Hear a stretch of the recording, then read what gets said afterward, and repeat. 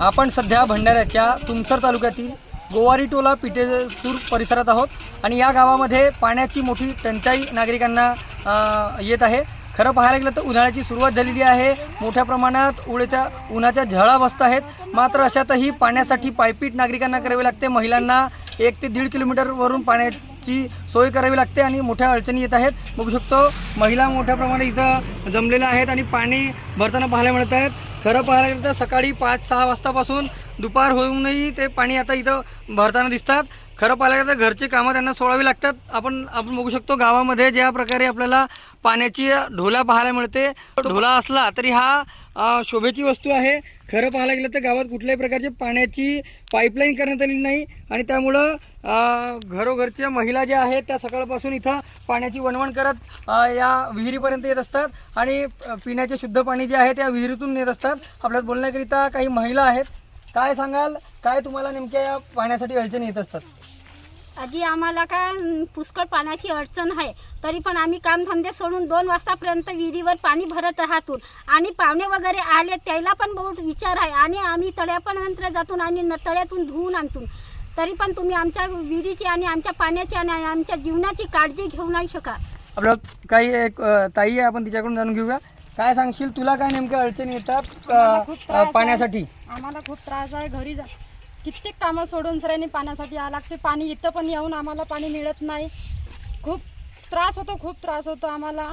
कुणी विचारले की काय करता तर आम्हाला चांगल्या संगी सांगासाठी या राहते।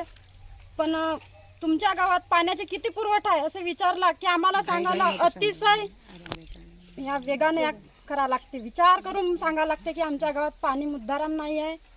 एकदम से असं वाटते की पाण्याची सांगा तर कसं सांगा, आमच्या घरात नाही नळ, नाही प्यायला पाणी, वापरायसाठी मुद्दाराम पाणीच नाही। आम्हाला कृपा करून थोडा तरी पाण्याची व्यवस्था करून द्याल अशी आमची इच्छा आहे। नक्कीच खरं पाहायला गेलं तर पाण्याची व्यवस्था या गावात नाही आहे आणि त्यामुळे मोठ्या प्रमाणात अडचणी येत आहेत आणि युवा लोकसुद्धा मोठ्या प्रमाणात इथं त्रस्त पाहायला मिळतात। आपल्याला बोलण्याकरिता या गावाचे सरपंच आहेत, आपण त्यांच्याकडून जाणून घेऊया।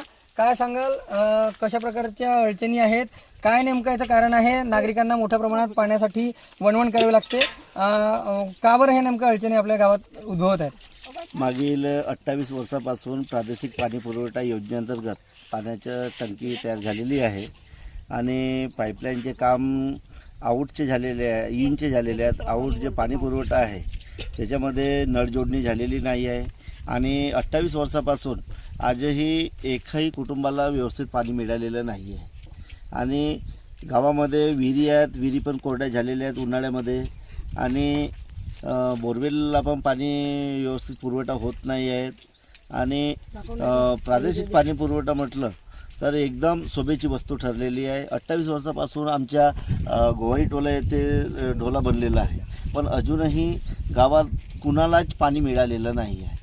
शासनाकडे आम्ही वारंवार मागणी केलेली आहे, काही आमसभेमध्ये पण प्रश्न उपस्थित केलेले आहेत, पण त्यामध्ये पण सगळे आश्वासन देत आहेत, पण त्यावर कुठलाही याचा ठोस पुरावा किंवा ठोस निर्णय घेत नाही आहे शासन। तरी एकच मागणी आहे प्रशासनाला की आमच्या गावामध्ये विहिरी आहेत, ते विहिरीचा एक उपसा करावा। काही ठिकाणी बोरची आवश्यकता आहे, तिथं बोर लावून द्यावा आणि शक्यतो प्रादेशिक पाणी पुरवठा योजना ही जी चालू झालं तर सर्व गावकऱ्यांना पाणी मिळेल, शुद्ध पाणी मिळेल। तुम्ही अधिकाऱ्यांना या संदर्भात जर बोलले तर काय नेमकं ते उत्तर देते यावर? होणार, वेळ लागेल थोडासा। प्रपोजल पाठवलेला आहे, तुमचं इस्टिमेट बनवलेलं आहे, पाठवलेलं आहे, हे उडवाउडवीचे उत्तर देतात आणि पैसे वगैरे फंड नाही आहे, हा नाही, इतर शासनाकडे फंड नाही आहे, हे सगळं उडवाउडवीचे उत्तर देतात। नक्कीच खरं पाहायला गेलं तर अधिकारी जे आहेत या पाणीपुरवठा योजनेसंदर्भातले ते अधिकारी उडवडीची उत्तर देतात, निधीची कमतरता सांगतात आणि त्यामुळं मोठ्या प्रमाणात अडचणींचा सामना आहे या ग्रामस्थांना मोठ्या प्रमाणात सहन करावं लागत आहेत आणि त्यामुळं उन्हाळ्याचे जरी दिवस असले तरी 1 ते 1.5 किलोमीटर वणवण करून त्यांना घरी शुद्ध पिण्याचे पाणी न्यावं लागतं। प्रशासनाने याकडे गांभीर्याने लक्ष द्यावे व योग्य उपाययोजना करावी अशी मागणी आता होत आहे। रुपेश सपाटे, TV9 मराठी, भंडारा।